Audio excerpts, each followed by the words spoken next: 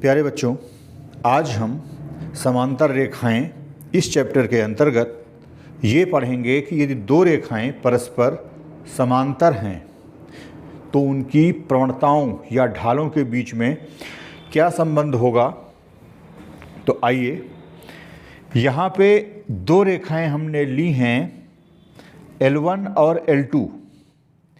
एक रेखा ये है, ये L1 है, दूसरी रेखा L2 है।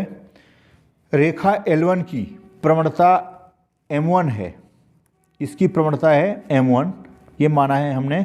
और जो दूसरी रेखा L2 है उसकी प्रवणता M2 है। तो हम ये जानेंगे कि ये जो दो रेखाएं हैं परस्पर समांतर हैं। समांतर रेखाएं हम जानते हैं वे होती हैं जो एक दूसरे को कभी भी नहीं मिलती हैं। देखिए, यहाँ पे ये x अक्ष हैं, y अक्ष हम जानते हैं। x अक्ष और y अक्ष जहाँ भी मिलते हैं उसे हम कहते हैं मूल बिंदु। मूल बिंदु को हम ओरिजिन कहते हैं। तो इसको हमने O मान लिया। ये भी पता है हमें, ये x अक्ष की धन दिशा है और ये y अक्ष की धन दिशा है। ये x अक्ष की निगेटिव डायरेक्शन है और ये y अक्ष की ऋणात्मक दिशा है। तो ये जैसा कि आप देख रहे हैं, ये L1 और L2 दो रेखाएं हैं क्योंकि ये परस्पर समांतर हैं। तो हमने यहाँ पे जो रेखा L1 है वो x अक्ष की धन दिशा से θ1 कोण बना रही है और जो रेखा L2 है वो x अक्ष की धन दिशा से θ2 कोण बना रही है। अब क्योंकि दोनों रेखाएं परस्पर समांतर हैं तो θ1 बराबर θ2 हो जाएगा। अब दोनों साइड हम tan ले लेंगे तो ये हो गया tan θ1 बराबर tan θ2। मैंने आपको पहले ये बताया है कि tan θ1 ये M1 के बराबर हो जाएगा और tan θ2 ये M2 के बराबर होता है। और M1 और M2 हमने इनकी क्योंकि ढाल मानी है या प्रवणताएं मानी हैं, तो क्या हो जाएगा कि यदि दो रेखाएं परस्पर समांतर हैं तो कंडीशन होती है उसके लिए M1 बराबर M2, अर्थात दोनों की प्रवणताएं समान होगी। याद करना है आपको, याद रखना है कि अगर कहीं ऐसा आता है कि दो रेखाएं परस्पर समांतर हैं तो उनके लिए प्रतिबंध क्या होगा, तो हमें क्या लिखना है कि दो रेखाएं परस्पर समांतर हैं तो उनके लिए उनकी प्रवणताओं में ये संबंध होगा कि दोनों की प्रवणताएं बराबर होंगी, M1 बराबर M2। इसमें एक बहुत ही इम्पोर्टेंट नोट लिखा गया है कि यदि तीन बिंदु A, B तथा C संरेख होते हैं, संरेख का मतलब एक ही रेखा में होते हैं, यदि AB की प्रवणता बराबर BC की प्रवणता। कोई एक सवाल आ सकता है जिसमें हमें ये दिखाना होगा कि तीन बिंदु जिनके निर्देशांक हमें दिए हुए हों तो उनको अगर ये दिखाना हो कि ये तीनों बिंदु संरेख होंगे तो उसके लिए जो पहला बिंदु उसको A मान लेंगे, दूसरा बिंदु B मान लेंगे, तीसरा बिंदु C मान लेंगे। फिर हमें AB की प्रवणता ज्ञात करनी पड़ेगी और BC की प्रवणता ज्ञात करनी पड़ेगी और दोनों जो प्रवणताएं आएंगी वो बराबर आएंगी। अब आता है कि यदि दो रेखाएं परस्पर लंबवत हैं तो उनके बीच में प्रतिबंध क्या होगा। जैसा कि हमने अभी बताया था आपको, बिल्कुल वैसे ही ये x अक्ष खींच लिया, y अक्ष खींच लिया, ये मूल बिंदु हो गया। यहाँ भी दो रेखाएं ले ली, लेकिन दो रेखाएं ऐसी लेनी है कि ये दोनों एक दूसरे पर लंब हैं।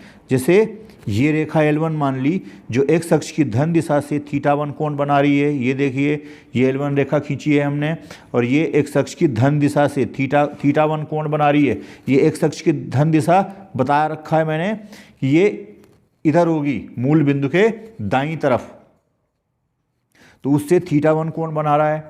अब दूसरी रेखा हमें ऐसी लेनी है जो इस पहली वाली रेखा अर्थात L1 के लंबवत हो। तो हमने ये L2 रेखा खींच ली, ये देखिए ये 90 डिग्री का कोण बना रही है इस L1 रेखा से। अब यहाँ ये तो 90 डिग्री हो गया।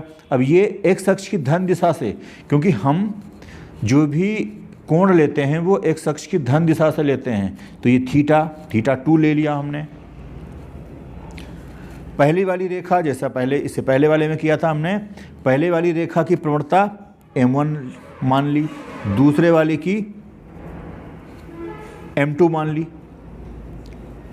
तो क्या हो जाएगा, M1 बराबर tan थीटा 1, M1 बराबर tan थीटा 1 इसलिए होगा क्योंकि ये रेखा एक्स अक्ष की धन दिशा से थीटा 1 कोण बना रही है, और M2 बराबर tan थीटा 2 इसलिए होगा क्योंकि ये रेखा एक्स अक्ष की धन दिशा से थीटा 2 कोण बना रही है। तो M1 बराबर tan थीटा 1 तथा M2 बराबर tan थीटा 2 लिख दिया।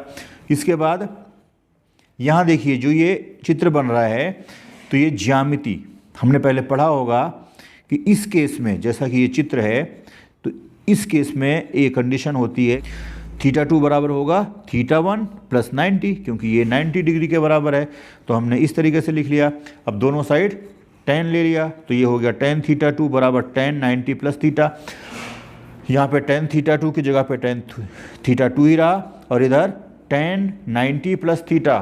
हमने पढ़ा है पहले कि tan पाई बाई 2 90 डिग्री मतलब पाई बाई 2, अगर रेडियन में लिखें हम tan 90 प्लस थीटा या tan pi by 2 plus theta, ये बराबर होता है माइनस कॉट थीटा।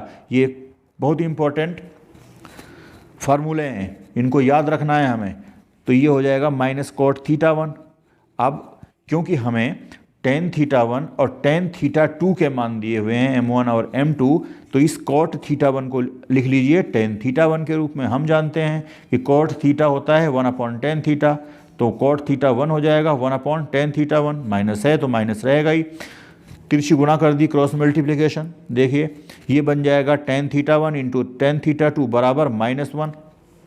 अब हमें ये मालूम है कि tan थीटा 1 बराबर है M1 के और tan थीटा 2 बराबर है M2 के, तो M1 into M2 equal to -1 हो गई। तो इसका अर्थ है यदि दो रेखाएं जिनकी प्रवणताएं क्रमशः M1 और M2 हैं वो परस्पर लंब होती हैं यदि दोनों की प्रवणताओं का गुणनफल -1 के बराबर होता है। तो ये भी आपको याद रखना पड़ेगा।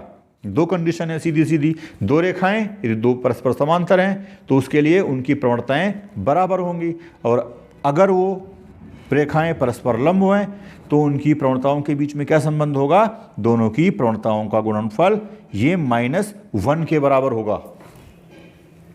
इसके बाद ये देख लीजिए, ये मैंने नोट लिखा हुआ है कि यदि दो रेखाओं की प्रवणताएं M1 और M2 हैं तथा उनके बीच कोण अल्फा है,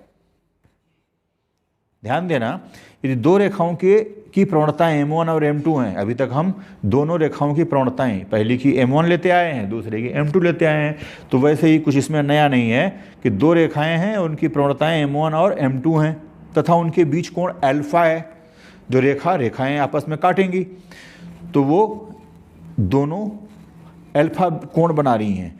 तो ये होता है फार्मूला tan अल्फा बराबर plus minus M1 minus M2 upon 1 plus M1 M2। यहाँ पे अगर हम न लिखना चाहें tan अल्फा बराबर प्लस माइनस, अगर प्लस माइनस लिखना न चाहें तो हम लिख सकते हैं tan अल्फा बराबर M1 minus M2 upon 1 plus M1 M2 पूरे का मापांक या मॉडुलस।